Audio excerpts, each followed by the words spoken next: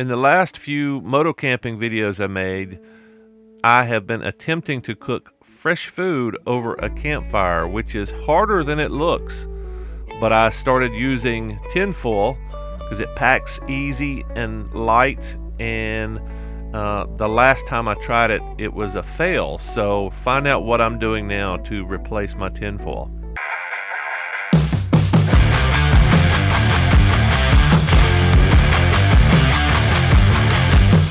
Since I plan to do some more fresh food cooking on my moto camping trips, I decided to stop by Walmart and pick up some supplies if I could find any.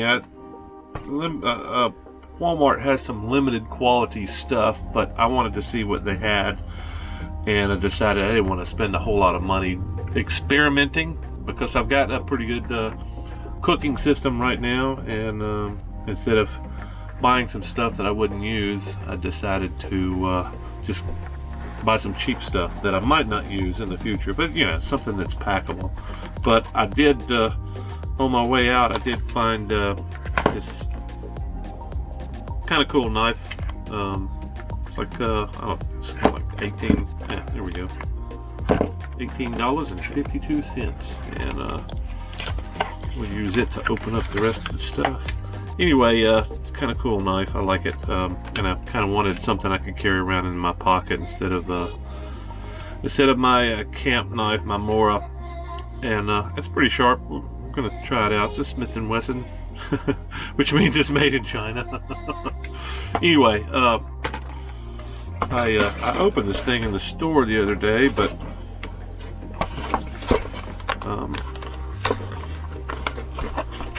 and I actually looked at it. I hate returning stuff, so but that's this is what I got. I think this was like $7, under $7, like $5.60 something. I don't know. It's Ozark. I like some of the Ozark stuff they've got. It's pretty.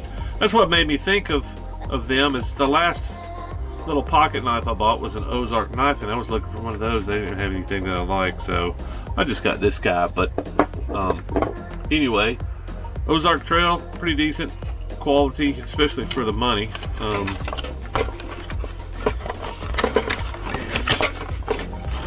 This kit is kind of interesting. Reminds me of Army mess kit from years back. I like this little slap-on foldable handle, and you can use it to hold your cookware. But inside there's a few more gadgets, and this is probably the one thing that's not going with me. I can't imagine what I would be doing with this. This is a cheap little Chinese cup. Anyway, so what's inside is two separate cooking systems, which I may or may not use, but I'm going to try it out in the backyard here, and before I leave, I just wanted to pull this thing open and show y'all what's inside, just in case you're curious. If I can figure out a way to get something else inside of here, I might actually consider doing that. But anyway, it's gonna be pretty noisy if I do carry it. Yeah, well, we'll see. $6, how can you go wrong? It's real lightweight, stainless looking stuff from China. Anyway, we'll see how it works out. So I'm slowly learning the ins and outs of my cooking system right now, but this video is going to display my ability to cook 2 different pots at the same time on this little grill that I've been using. The big problem that I'm seeing right now is the soot buildup. You can see the soot from the last time I cooked on this grill. I don't want to say it's hard to clean, because it's not any harder than any other sooty device, and it's just it's a pain to deal with the soot, because the soot gets on you. It's kind of like oil, like motor oil, or grease, and it gets on you and it doesn't really it's not really easy to come off, and you need lots of water to rinse. And it's, I'm not always around a fresh water supply, although I like to camp by creeks. Sometimes it's hard to find a creek to camp on. And I'm pouring a little bit of olive oil in the big skillet looking thing. I've got my standard stir fry stuff, putting a little bit of garlic in here. This is a cabbage, sausage, onion, pepper mix, and I'm gonna throw in some mushrooms and butter in the little bitty tiny dish. And there's my layout. Got some carrots in there, onions, peppers, carrots, and the main course is the cabbage, and of course the Kaneka sausage, which is delicious. The thing that I was surprised at is, you're looking at the heat that's coming off. You're assuming that flicker of that fire is really going to heat the skillet up. So it took me a little bit of time to adjust the fire and adjust the height of the grill, which is a really good thing to have with this grill. Is not only can you cook two pots at the same time, which I'll do in just a second. I'm kind of cooking up the sausage first before I put the cabbage in, and it was kind of hard to keep an eye on chopped vegetables, keep an eye on this, and cook and keep the fire going at the same time. I think it's just going to take a rhythm. I'm not used to cooking over fire, or I'm sorry, I'm not used to cooking over wood fire. I've been cooking over gas grills and charcoal grills for years, but it's a little bit more predictable.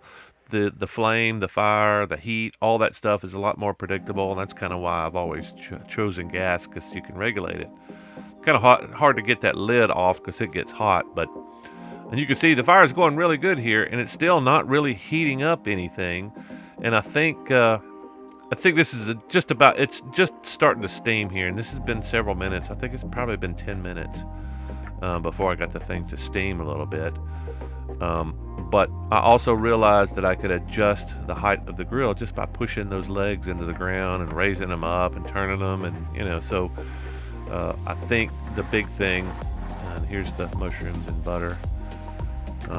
Just plop some butter in there and then throw the mushrooms in. That was easy, and I really like this little pan because it's it's small. You can have a little side dish if you don't want to stir everything together. Or you could use both these containers as eating containers if you want. The mass of food that I normally eat is a little bit constrictive. Usually I make a bigger meal than this. But I think this is probably plenty enough for one person if you put enough calories in there. I'm trying to eat keto nowadays, so it's mostly about fat more than it is carbs. In fact, it's a low carb diet, so that's why there's no boil in the bag anything, because boil in the bag typically means like 90% carbs. Calories from 90% carbs. There's a little bit of fish sauce that I like in my stir fry. But like I was saying, it's kind of hard to gauge the temperature if you're keeping the lid on everything.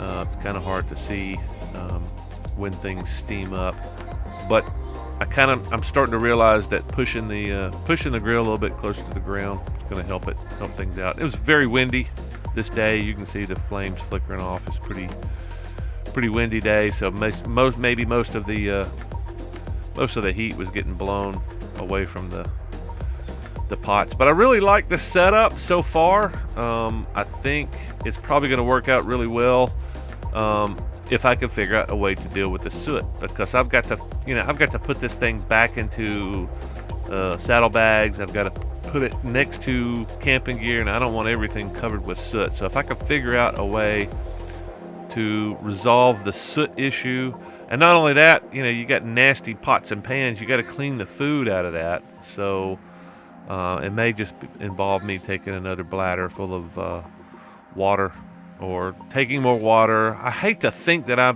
have to be tied to a creek, because that's not always easy to do. And I like cooking I like camping by creeks and lakes, but You know, it's not always the most convenient thing, especially out out in the desert.